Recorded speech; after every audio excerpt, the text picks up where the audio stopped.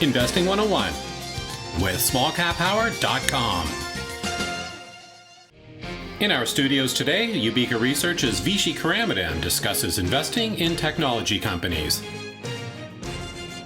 What do analysts look for when investing in technology stocks?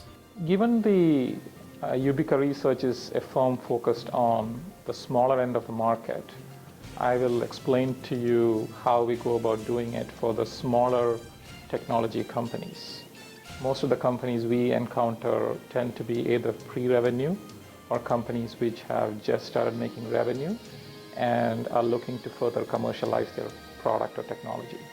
In those kind of situations, we start by first looking at the management, the people who are behind the company, what kind of experience and credibility they bring, both within the management and the board, because that to a large extent determines the probability of success for such a company in the marketplace.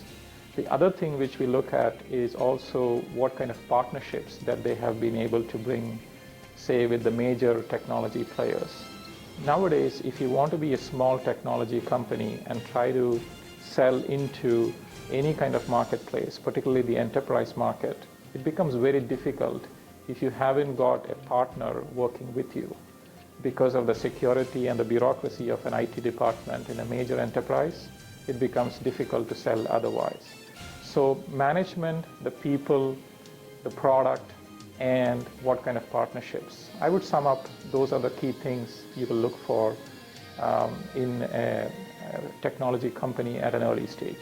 What are the different types of technology companies?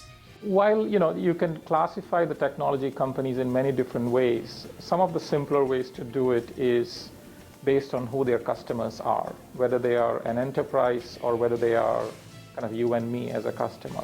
The other is what kind of area they are operating in. Are they a software company or a hardware company?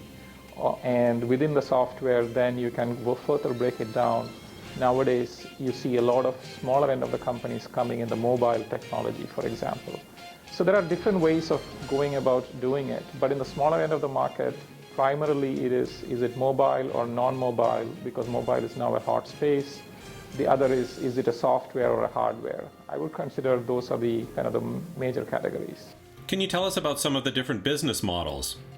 In the smaller end of the market, when you go and look at technology companies, most of the models are either they are a traditional software company, which means their business model is around getting an upfront license fee, followed up by a maintenance component, which typically tends to be much smaller compared to the upfront license fee.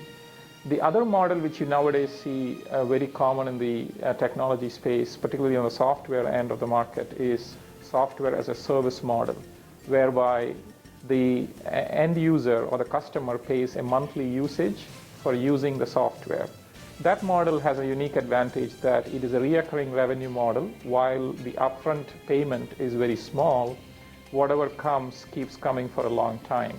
And if the product is very sticky, then you can reasonably be assured that the revenue will be there in the future. That has a unique attraction because of that. That is called software as a service model. Then you also see another model which is more driven by usage, particularly companies which have proprietary databases. Those kind of companies also offer where the number of calls you make to the server or the number of calls you make to the database or the amount of data you download.